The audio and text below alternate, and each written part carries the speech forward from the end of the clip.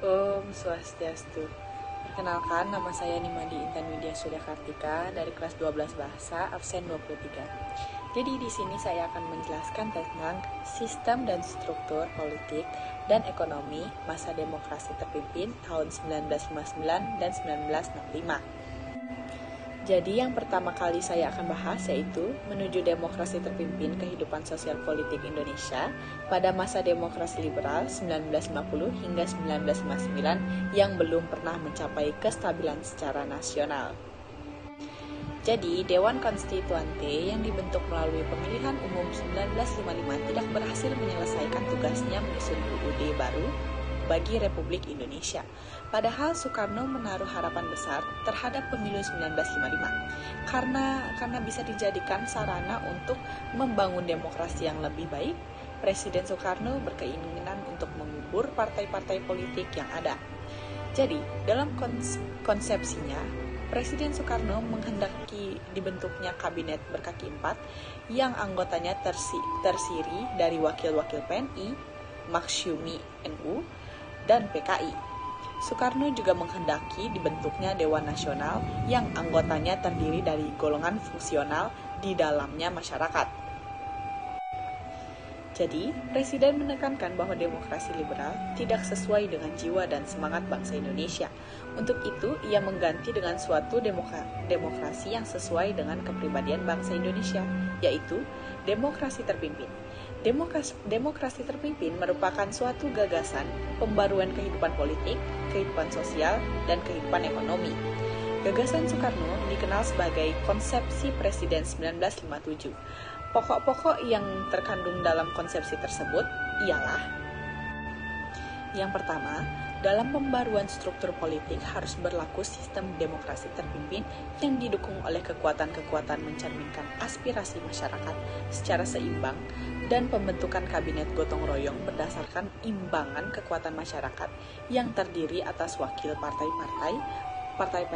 partai-partai politik dan kekuatan golongan fungsional atau golongan karya. Yang kedua, ada upaya menuju demokrasi terpimpin yang dirintis oleh Presiden Soekarno sebelum dikeluarkannya Dekret Presiden 5 Juli 1959.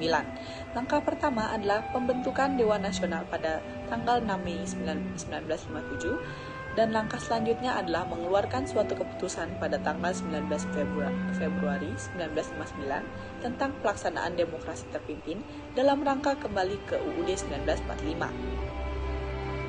Presiden Soekarno menguraikan ideologi demokrasi terpimpin yang isinya mencakup revolusi, gotong royong, demokrasi anti-imperialisme, anti-demokrasi liberal, dan juga perubahan secara total. Pidato tersebut diberi judul Penemuan Kembali Revolusi Kita.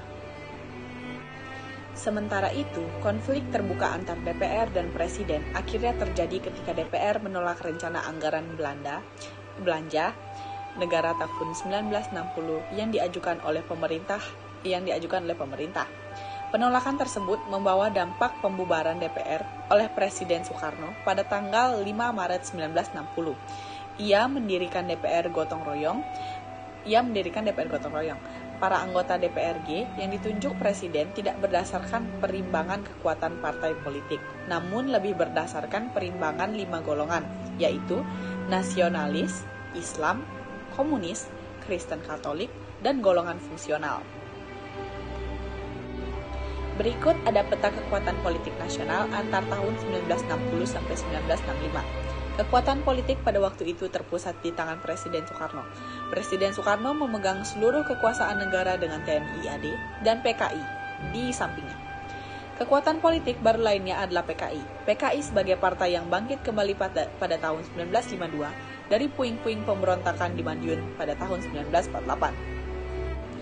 Jadi, PKI di sini sudah melakukan berbagai cara dan upaya dalam rangka mematahkan pembinaan teritorial yang sudah dilakukan oleh TNI AD, seperti peristiwa Bandar Besti di Sumatera Utara.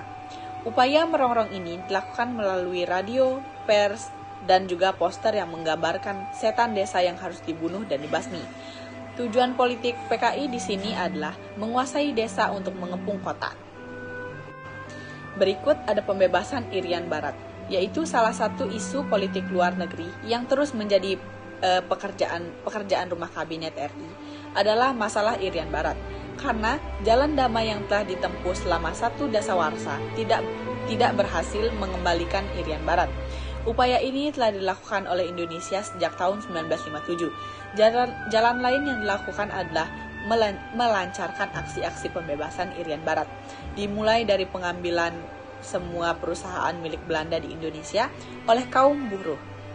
Setelah upaya merebut kembali Irian Barat dengan diplomasi dan konfrontasi politik dan ekonomi tidak berhasil, maka pemerintah RI menempuh cara lain melalui jalur militer.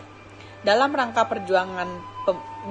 perjuangan pembebasan Irian Barat, Presiden Soekarno pada tanggal 19 Desember 1961 di depan rapat raksasa di Yogyakarta mengeluarkan suatu komando untuk berkonfrontasi secara militer dengan Belanda yang disebut dengan Tri Komando Rakyat atau Trikora. Isi dari Trikora tersebut adalah: yang pertama adalah gagalkan pembentukan negara boneka Papua buatan Belanda. Yang kedua ada kibarkan sang merah putih di Irian Barat. Yang ketiga ada bersiaplah untuk mobilisasi umum guna mempertahankan kemerdekaan dan kesatuan tanah air dan bangsa. Akhirnya pada tanggal 15 Agustus 1962 ditandatangani perjanjian antara pemerintah Indonesia dengan pemerintah Belanda di New York. Hal ini dikenal sebagai Perjanjian New York. Hal pokok dari isi perjanjian itu adalah penyerahan pemerintah di Irian dari pihak Belanda ke PBB. Berikut ada konfrontasi terhadap Malaysia, munculnya keinginan Tengku Abdul Rahman dari Persekutuan Tanah Melayu dan Lee Kuan Yew dari Republik Singapura untuk menyatukan kedua negara tersebut menjadi Federasi Malaysia. Jadi, pembentukan Federasi Malaysia dianggap sebagai proyek New Colonialism Inggris yang membahayakan revolusi Indonesia. Oleh karena itu, berdirinya negara Federasi Malaysia ditentang oleh pemerintah Indonesia. Untuk meredakan ketegangan di antar tiga negara tersebut, kemudian diadakan konferensi Mapilindu, yaitu kepanjangan dari Malaysia, Filipina, dan Indonesia. Di Filipina pada tanggal 31 Juli sampai 5 Agustus 1963, untuk menjalankan konfrontasi Trikora, Presiden Soekarno membentuk komando siaga dengan Marsikal Madia sebagai panglimanya. Walaupun pemerintah Indonesia telah memutuskan melakukan konfrontasi secara total, namun upaya penyelesaian diplomasi tersebut terus dilakukan. Presiden RI menghadiri pertemuan puncak di Tokyo pada tanggal 20 Juni 1964. Jadi, sekian materi sejarah tentang sistem dan struktur politik dan juga ekonomi masa demokrasi terpimpin dari saya. Apabila ada salah kata, saya meminta maaf. Akhir kata, saya ucapkan terima kasih. Om Santi Santi Santi Om.